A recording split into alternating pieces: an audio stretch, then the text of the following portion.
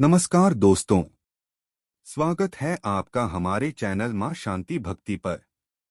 आज हम चर्चा करेंगे श्रीमद् भगवत गीता के अध्याय 4 के श्लोक 7 से 11 तक के गहरे अर्थ और संदेशों पर।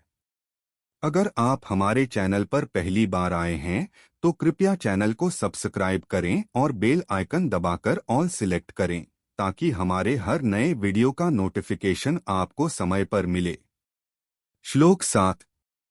यदा यदा हि धर्मस्य ग्लानिर्भवति भारत अभ्युत्थानमधर्मस्य तदात्मानं सृजाम्यहम्। जब भी धर्म की हानि होती है और अधर्म की वृद्धि होती है, हे अर्जुन, उस समय मैं स्वयं प्रकट होता हूँ, पृथ्वी पर अवतार लेता हूँ। दुनिया में संतुलन बहाल करने के भगवान कृष्ण के वादे को बताता है।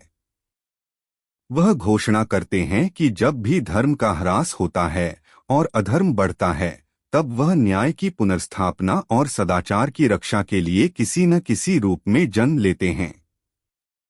यह श्लोक ब्रह्मांडीय व्यवस्था को बनाए रखने के लिए दैवीय हस्तक्षेप की अवधारणा पर प्रकाश डालता है। श्लोक 8। परित्राणाय साधुना विनाशाय च दुष्कृतां धर्म संस्थानार्थाय संभवामि युगे युगे।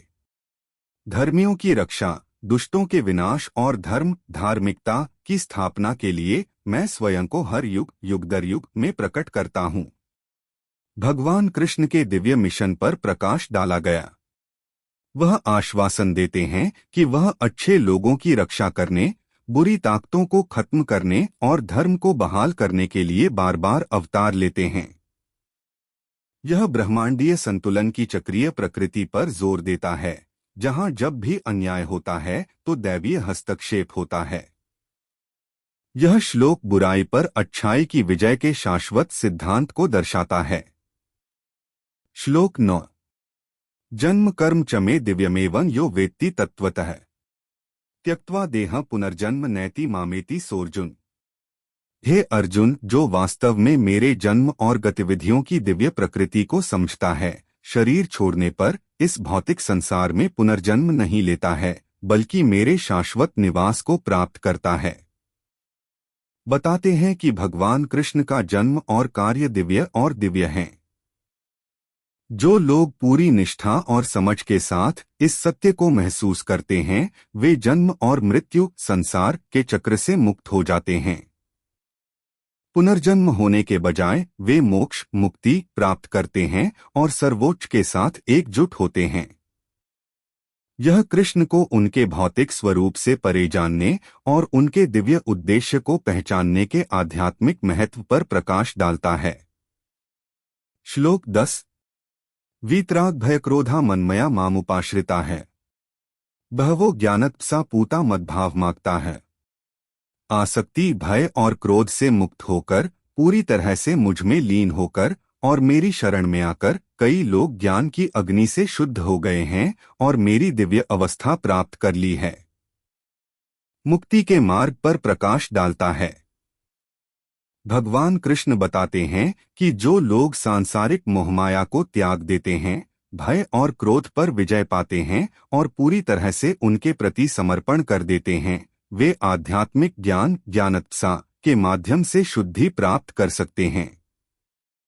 स्वयं को उनके प्रति समर्पित करके कई आत्माएं दिव्य अवस्था मद्भवम तक पहुंच गई हैं, जिसका अर्थ है कि उन्होंने जन्म और मृत्यु के चक्र को पार कर लिया है और सर्वोच्च के साथ एकता प्राप्त कर ली है। यह श्लोक आध्यात्मिक मुक्ति के लिए वैराग्य, भक्ति और आत्मशुद्धि को आवश्यक मानता है। श्लोक 11।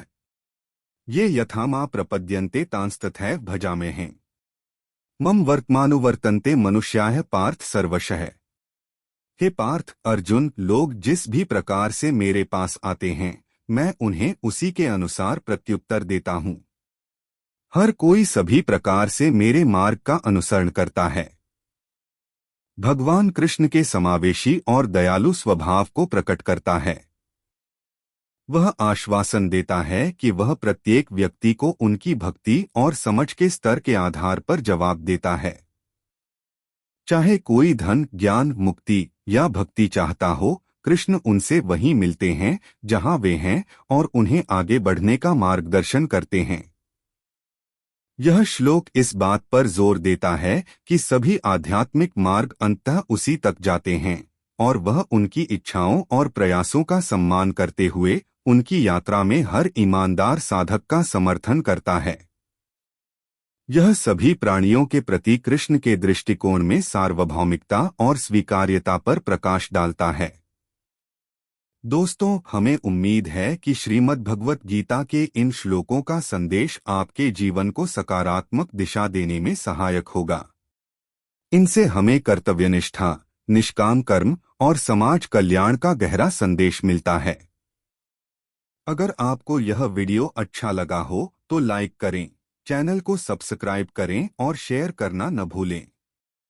कमेंट में जरूर बताएं कि आपको आज का यह वीडियो कैसा लगा। हमारी गीता श्लोक और अर्थ प्लेलिस्ट का आनंद लेना न भूलें। जय श्री कृष्ण। धन्यवाद।